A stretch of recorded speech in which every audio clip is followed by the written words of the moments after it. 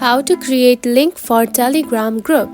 If you have been using the Telegram application and wondering on how to create a link for it, don't worry.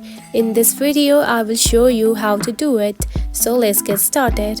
First of all, open the Telegram application. Just like this. After opening the app, you will find something like this on your home screen. Now to create a link for the Telegram group, tap onto the group just like this. After that, tap onto the profile icon of the group just right here at the top, select it. Then here you can find the option of edit right here at the top, now select it. After that, here you can find invite links just right here, now select it.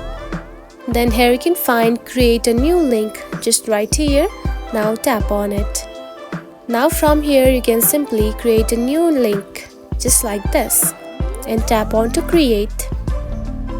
And now you can see the link has been created. And that's it. This is how you can create link for Telegram group. If you found this video helpful, don't forget to like and subscribe for more tips. Thanks for watching.